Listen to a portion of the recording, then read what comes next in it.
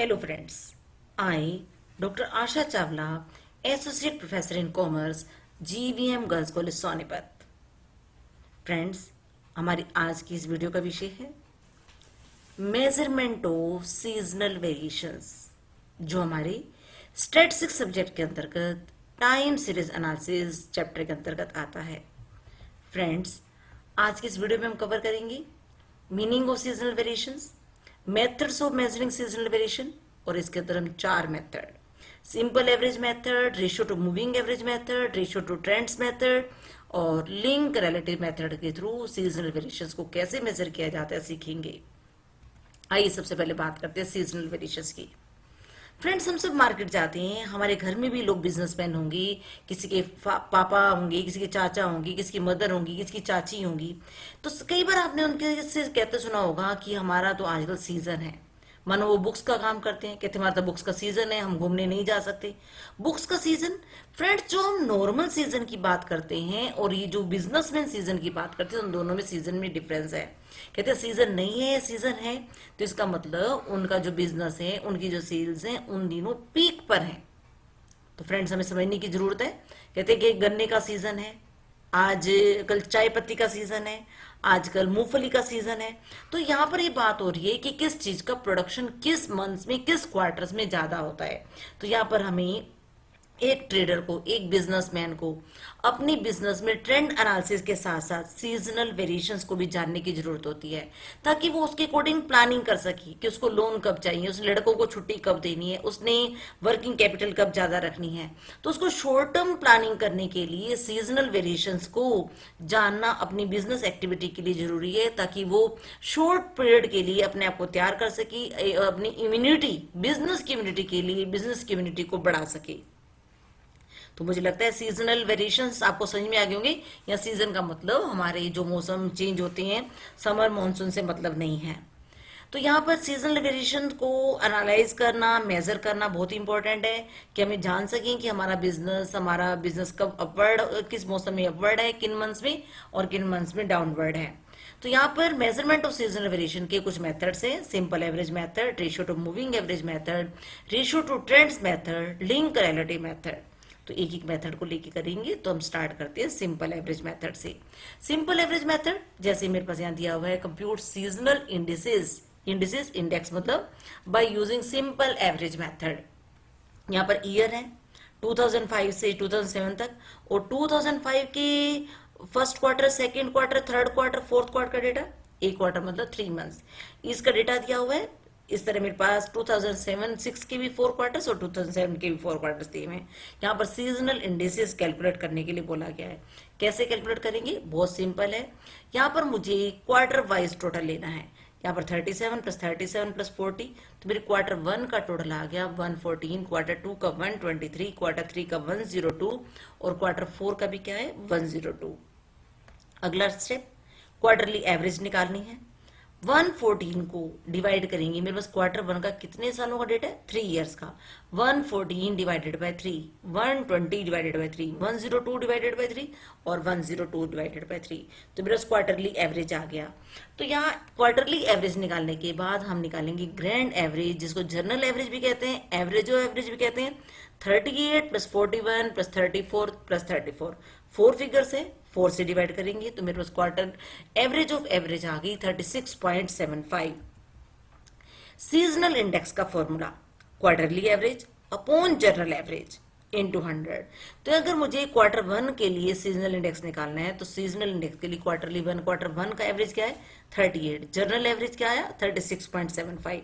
तो कैसे कैलकुलेट करेंगे, 38 अपॉन 36.75 इनटू 100, तो मेरे पास आ गया 103.40। ऐसे क्वार्टर 2 के लिए, क्वार्टर 3 के लिए, क्वार्टर 4 के लिए। फ्रेंड्स, यहाँ मेन बात है कि ये हमने जो सीजनल इंडेक्स निकाले, ये हमें बताते क्या है। ये देखिए 100 से कंपैरिजन करेंगे, जो वैल्यू 100 से ऊपर है तो इसका मतलब अपवर्ड ट्रेंड है, और यहाँ भी हम कंपैरिजन करेंगे क्वार्टर वन की फिगर तो है 103.40 और यहाँ पर है 111.56। अगर भी कोई बिजनेसमैन अपनी प्लानिंग कर रहा है, शॉर्ट टर्म प्लानिंग कर रहा है, तो यहाँ पर क्या पता चल रहा है कि क्वार्टर टू में अगर ये मेरी सेल्स का डेटा है तो इसका मतलब क्वार्टर टू में सेल्स सबसे ज़्यादा है। तो वहाँ पर उसको अगर अपने अंडर एम्प्लॉयज़ का रखना है, शॉर्ट टर्म फंड्स का अरेंजमेंट करना है या कोई प्लानिंग करनी है, तो यहाँ से पता चल रहा है कि किस क्वार्टर में सेल्स कम है और किस क्वार्टर में सेल्स ज़्यादा है। आइए एक और एग्जांपल देखें। ये मेरे पास है, compute the seasonal indices for the data by using simple average method. यहाँ पर मेरे पास डेटा है, ईयर है, ईयर 2001, 2, 3 और हर ईयर के लिए मेरे पास जनवरी से दिसंबर तक का डेटा। 2001 में भी मेरे पास जनवरी से दिसंबर का, 2002 के लिए और 2003 का। यहाँ पर मुझे सीजनल इंडिसेस निकालने हैं। सीजनल इंडिसेस निकालने के लिए क्या करना है, ये मेरे पास जो मंथली एवरेज निकालनी है, तो मंथली एवरेज निकालने के लिए मुझे क्या करना पड़ेगा, पहले यहाँ पर टोटलिंग करनी पड़ेगी। तो ये 3 ईयर्सली टोटल 15 + 23 + 25 63, 16 + 22 + 25 63।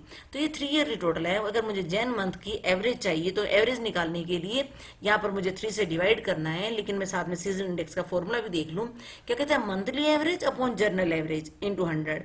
तो यहाँ पर हमें मंथली एवरेज निकालनी है। तो मंथली एवरेज कैसे आ रही है, 63।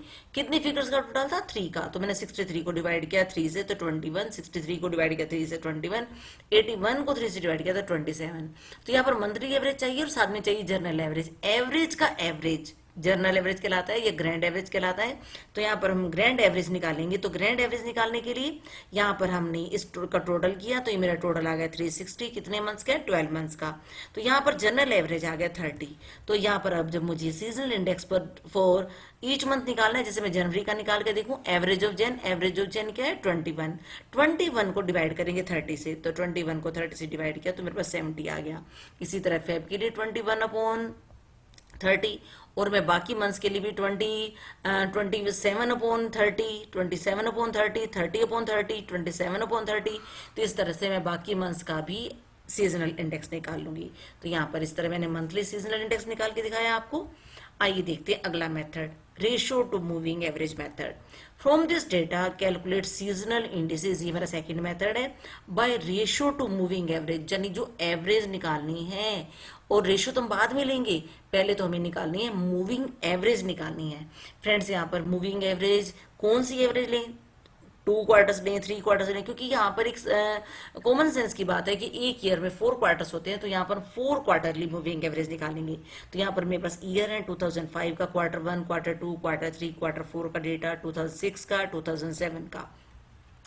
यहाँ पर जब मैं मूविंग एवरेज निकालूंगी तो मैं अपने डेटा को पहले 2005 के 4 क्वार्टर्स, फिर 2006 के 4 क्वार्टर्स, फिर 2007 के 4 क्वार्टर्स, और उनकी मैंने original value, okay original value, उनकी ओरिजिनल वैल्यू को नोट डाउन कर लिया। यहाँ पर 4 फिगर 68 + 62 + 61 + 63 का टोटल करके अब इस टोटल को लिखेगा सेकेंड और थर्ड क्वार्टर के बीच में। तो यहाँ मैंने लिख दिया 254।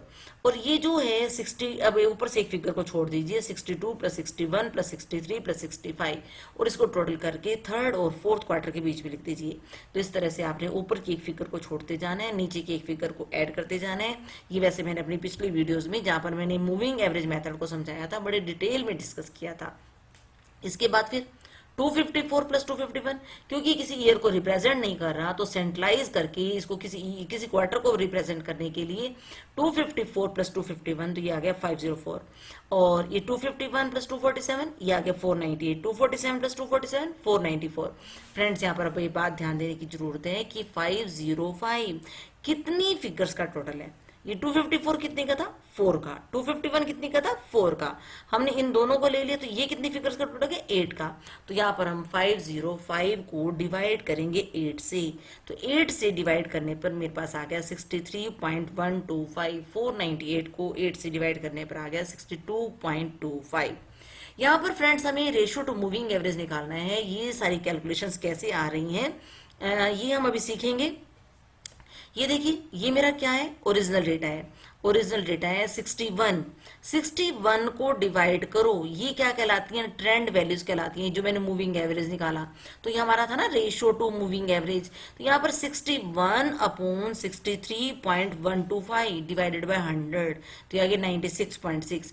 63 अपॉन 62.25 डिवाइडेड बाय इंटू 100, तो ये मेरे पास आ गया 101.2। 65 अपॉन 61.75 इंटू 100, तो ये मेरे पास आ गया 105.3। लेकिन अभी तो ये क्या आया है? ये रेशियो टू मूविंग एवरेज आया है, रेशियो आई है। ओरिजिनल डेटा का मूविंग एवरेज के साथ रेशियो आया है, लेकिन मुझे निकालना क्या है? कैलकुलेशन ऑफ सीजनल इंडिसेस बनाने हैं। ये तो हमने भी रेशियो निकाली है, तो इसको सोल्व करने के लिए हमें क्या करना है? मैं इस कैलकुलेशन को नोट डाउन कर लेती हूँ और इसको वापस फिर से अपने इसी फॉर्मेट में जो हमें स्टेटमेंट दी हुई थी 2005 का क्या हमें रेशियो पता चली? नहीं, ये हमें रेशियो पता नहीं चल पाई, क्योंकि जब हम 4 क्वार्टरली मूविंग टोटल निकालते हैं तो हमारी फर्स्ट 2 फिगर्स भी और सेकंड लास्ट 2 फिगर्स भी हमें पता नहीं चल पाती। तो यहाँ पर ये दोनों ब्लैंक जाएंगी और 2005 के थर्ड क्वार्टर का जो रेशियो है कितना आया? 96.6, ये मैंने नोट डाउन कर लिया। फोर्थ क्वार्टर का 101.2, ये भी मैंने नोट डाउन कर लिया। इस तरह 2006 के मेरे पास 4 क्वार्टर्स का है, 2007 के सिर्फ 2 क्वार्टर का, फर्स्ट 2 क्वार्टर्स का डेटा है, तो मैंने इनको नोट डाउन कर लिया।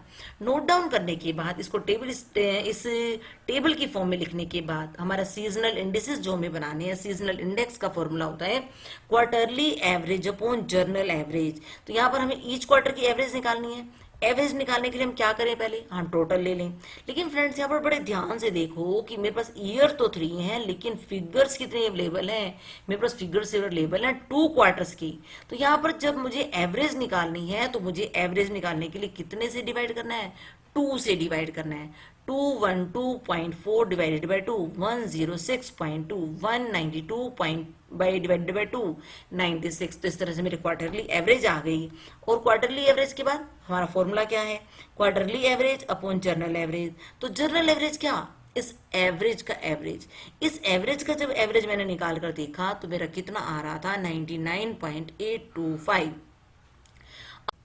तो इस तरह से अब हम अपने फॉर्मूले में वैल्यू पुट करेंगे।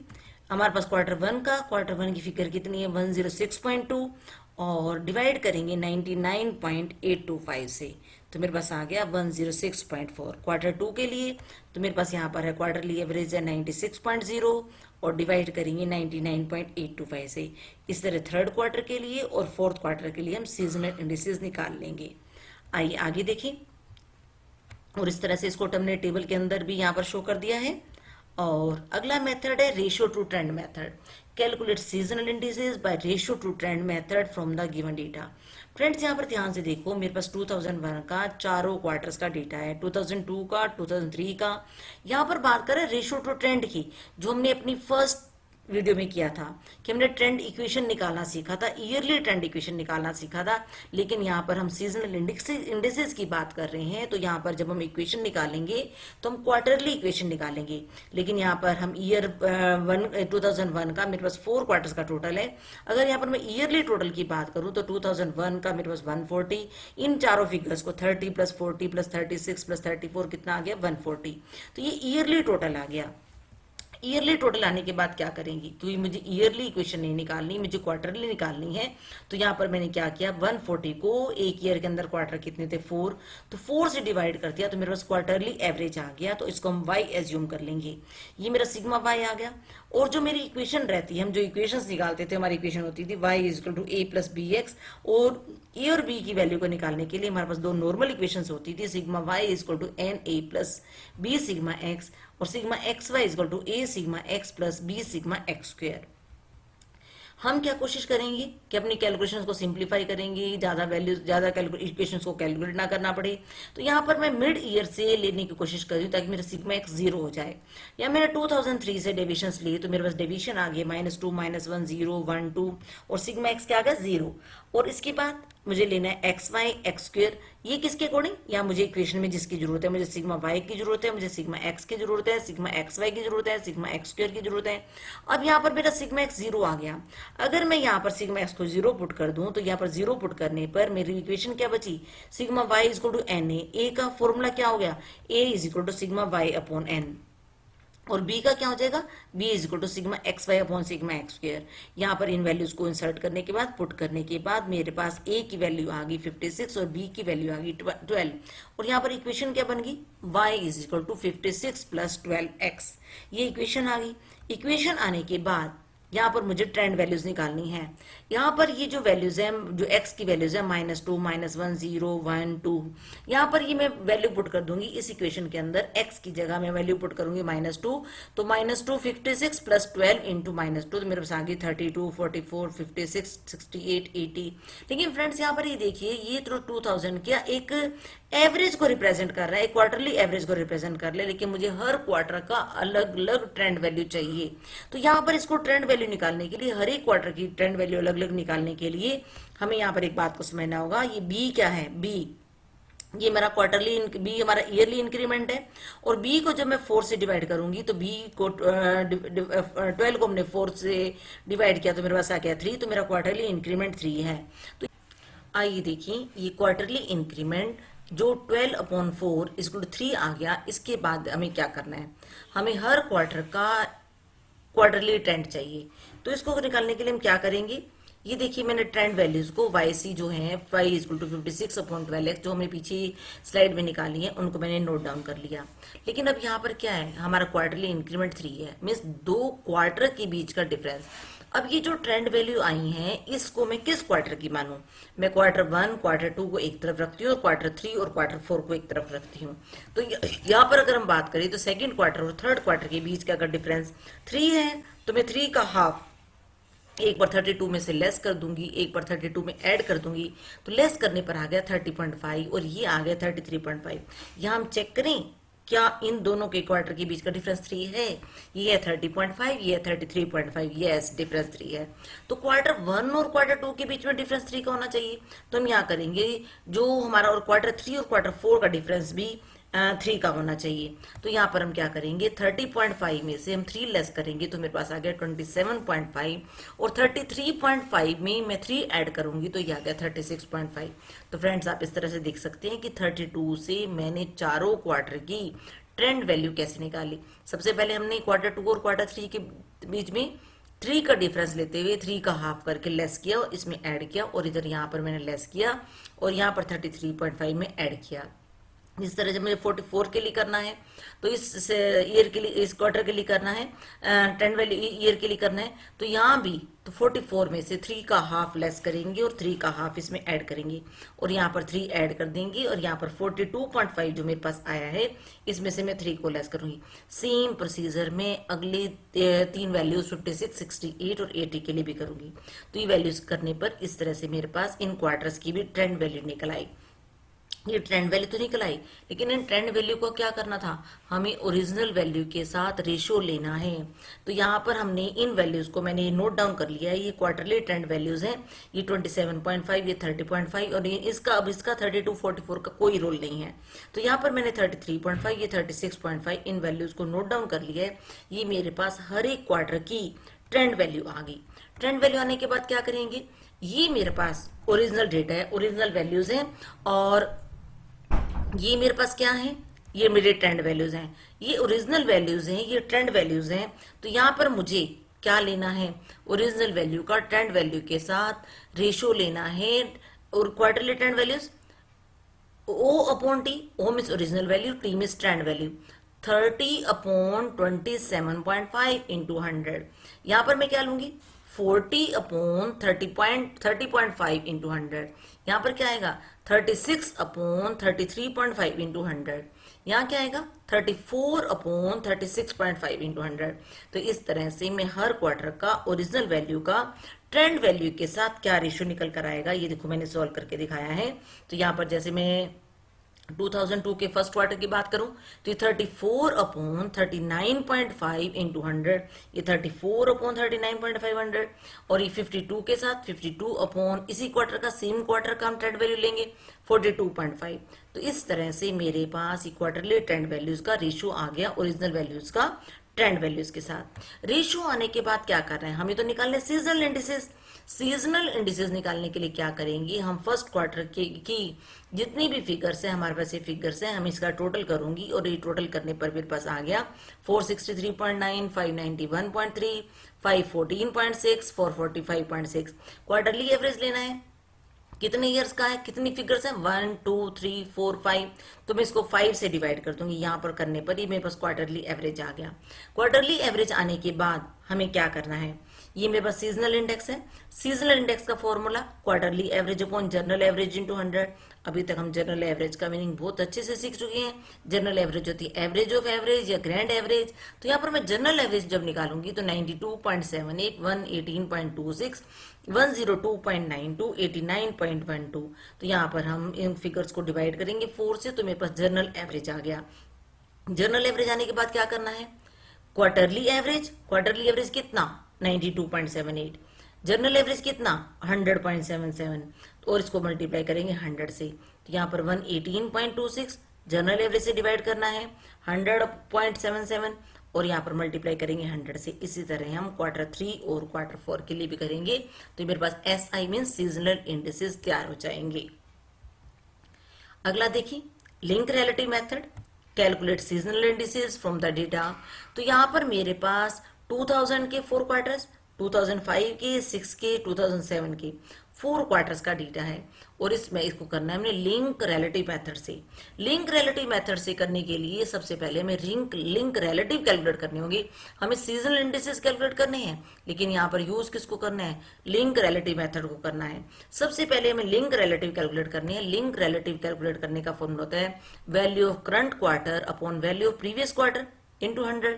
तो यहाँ पर अगर मेरे पास वैल्यू ऑफ करंट क्वार्टर यहाँ पर जो है 20, तो लेकिन यहाँ पर मेरे पास 2003 के फोर्थ क्वार्टर की वैल्यू नहीं है, क्योंकि इसके लिए 2004 के फर्स्ट क्वार्टर के लिए बेस का काम क्या करेगा, हमने कहा था करंट क्वार्टर। प्रीवियस क्वार्टर क्या है, 2003 का फोर्थ क्वार्टर, मेरे पास वैल्यू तो है नहीं।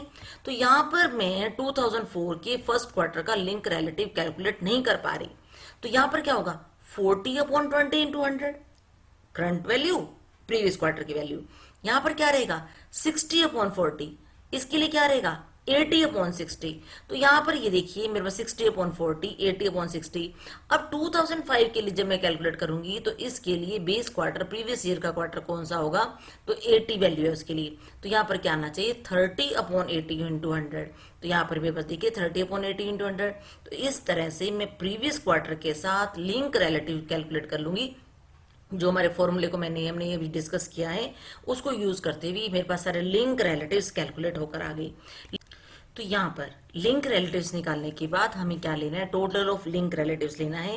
तो यहाँ पर मेरे पास फर्स्ट क्वार्टर की 3 फिगर्स हैं, तो मैंने इसका टोटल ऑफ लिंक रिलेटिव्स ले लिया। सेकंड क्वार्टर की 4 फिगर्स हैं, थर्ड क्वार्टर की 4 फिगर्स और फोर्थ क्वार्टर की भी 4 फिगर्स। इनका टोटल लेने के बाद हमें यहाँ पर निकालना है average of link relatives. Average link relatives में अपने फ्रेंड्स ध्यान रखना है, ये जो 123.6 है, कितनी फिगर का टोटल, 3 का।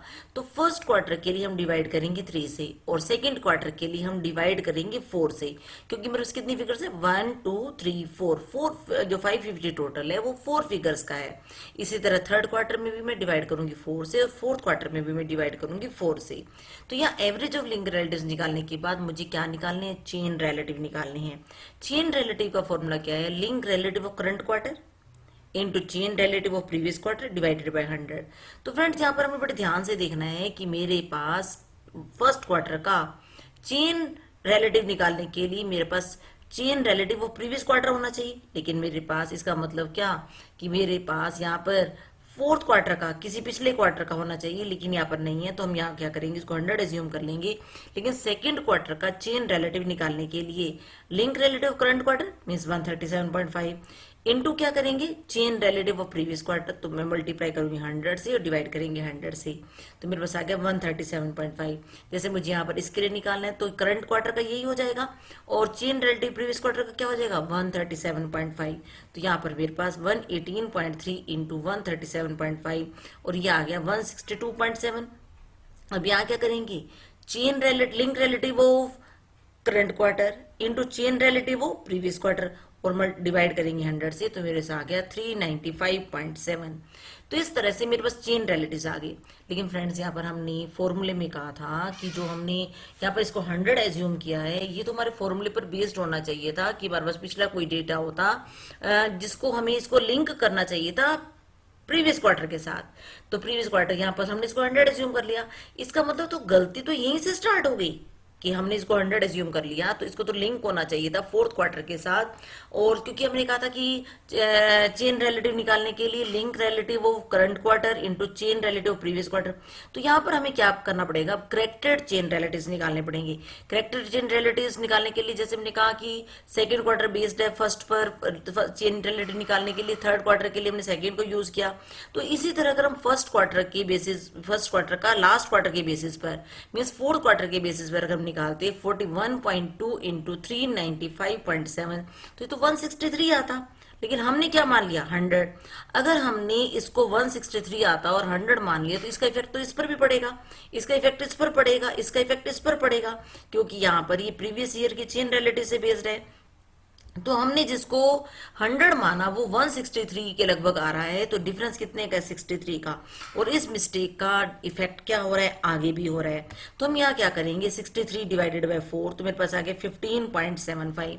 अगर मैं इसको 100 एज्यूम करना चाहती हूँ, क्योंकि ये मैंने इसको ज्यादा कम माना है, तो अब मैं क्या करूंगी 137.5 में से, क्योंकि यहाँ पर मिस्टेक 1 टाइम है, यहाँ मिस्टेक 2 टाइम्स है, यहाँ मिस्टेक 3 टाइम्स है। तो यहाँ पर इसमें से 137.5 में से 15.75 1 टाइम लेस करेंगे और इसमें से 2 टाइम्स, क्योंकि एडजस्टेड और corrected chain relatives are obtained by subtracting 15.75 को 1 टाइम 1 से मल्टीप्लाई करके और 15.75 को 2 से मल्टीप्लाई करके और 15.75 को 3 से मल्टीप्लाई करके हम सेकंड, थर्ड, फोर्थ क्वार्टर की, क्योंकि इसको अगर 100 एज्यूम हम करना चाहते हैं तो इनको करेक्टेड करना पड़ेगा।